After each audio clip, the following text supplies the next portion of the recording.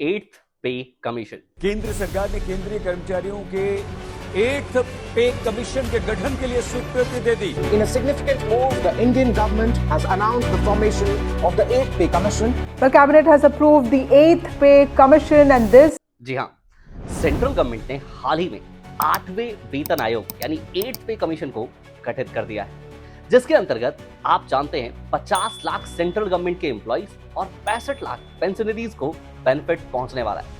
यानी कि central government के एम्प्लॉइज के लिए, चाहे वो प्रेजेंट एम्प्लॉय हो या पास्ट एम्प्लॉय, एक बहुत ही हर्ष उल्लास का माहौल है।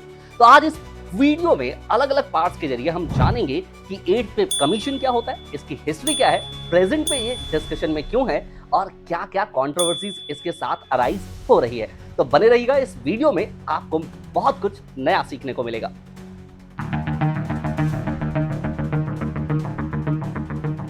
Central information and broadcasting minister Ashwini Vaishnaw ने कहा कि हम 8th पे कमीशन की बहुत जल्दी चेयरमैनशिप की घोषणा करने वाले हैं कि इनके चेयरमैन कौन बनेंगे। केंद्र सरकार के सभी कर्मचारियों के लिए 8th सेंट्रल पे कमीशन को मंजूरी दे दी। आइए जानते हैं पे कमीशन के हिस्ट्री के बारे में।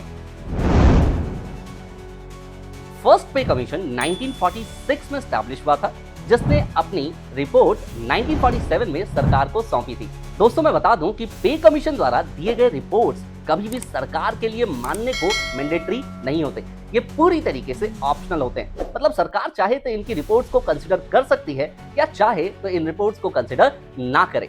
लास्ट पे कमीशन, जिसे हम 7th पे कमीशन कहते हैं, 2016 में स्टैब्लिश किया गया था। जनरली एक पे कमीशन की लाइफ 10 इयर्स की होती है और ये 2026 यानी 2025 के एंड में बिल्कुल खत्म होने वाली है, दिसंबर में। तो भाई साहब, अब हमें एक नए पे कमीशन की जरूरत पड़ी और ये रहा हमारे पास 8वां पे कमीशन का अनाउंसमेंट। केंद्र सरकार ने केंद्रीय कर्मचारियों के 8th पे कमीशन के गठन के लिए स्वीकृति दे दी। सरकारी कर्मचारियों के लिए बहुत बड़ी महत्वपूर्ण खबर है। 8वें पे कमीशन की सिफारिशें अगले वर्ष से लागू हो जाएंगी। पे कमीशन एक ऐसी व्यवस्था है जिसके द्वारा सेंट्रल गवर्नमेंट के एम्प्लॉइज की salary, perks and allowances decide की जाती हैं। पे कमीशन पूरी तरीके से फाइनेंस मिनिस्टर के अंडर काम करती है और जनरली हर 10 साल में एक बार इसे कॉन्स्टिट्यूट किया जाता है। बट हाँ, इसके इंटरवल्स में कभी कभी कुछ पॉलिटिकल इश्यूज की वजह से डिले रही हैं। पे कमीशन एक ऐसी व्यवस्था है जिसके अंदर सेंट्रल गवर्नमेंट के एम्प्लॉइज की सैलरी, परक्यूजिट्स और इसके अलावा बोनसेस को कैलकुलेट किया जाता है। मैं आपको बता दूं कि पे कमीशन फाइनेंस मिनिस्टर के अंडर काम करती है। हर 10 साल में गठित होने वाले पे कमीशन में काफी बार इरेगुलरिटीज भी रही हैं, यानी कि 12 से 13 साल में भी इसे गठित किया गया है पिछले कुछ सालों के अंदर। पे कमीशन की इंपॉर्टेंस को समझने के लिए कंपैरिजन देख लेते हैं। जी हाँ, 6th पे कमीशन का 7th पे कमीशन के साथ कंपैरिजन, जिससे कि आपको क्लियर हो जाएगा कि एक पे कमीशन कितना बेनिफिशियल हो सकता है। तो अगर हम 6th पे कमीशन की बात करें, वहां पर मिनिमम वेजेस 7,000 हुआ करती थी, जो 7th पे कमीशन के आने के बाद 18,000 हो गई। जबकि हम पेंशन की बात करें तो 6th पे कमीशन में मिनिमम पेंशन 3500 रुपीज हुआ करती थी, जो 7th पे कमीशन के आने के बाद 9,000 रुपीज हो गई। 7th पे कमीशन में मैक्सिमम सैलरी 2,50,000 रुपीज और मैक्सिमम बोनस 1,25,000 रुपए कर दिया गया था।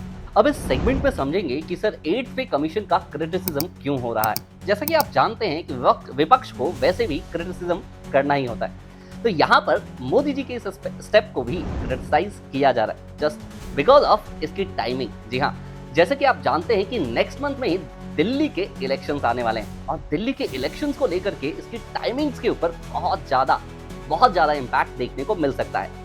मैं आपको बता दूं कि टोटल सेंट्रल गवर्नमेंट के एम्प्लॉइज में से 7%, जो कि लगभग 4 लाख के आसपास बनते हैं, वो सिर्फ दिल्ली में रहते हैं, जिसमें कि डिफरेंट गवर्नमेंट एम्प्लॉइज, चाहे वो दिल्ली पुलिस की बात कर लीजिए, चाहे आप डीडीए के एम्प्लॉइज की बात कर लीजिए, और भी डिफरेंट सेक्टर के एम्प्लॉइज कवर होते हैं। ये एक मास्टर स्ट्रोक है जिसके थ्रू बीजेपी दिल्ली में फतेह करना चाहती है।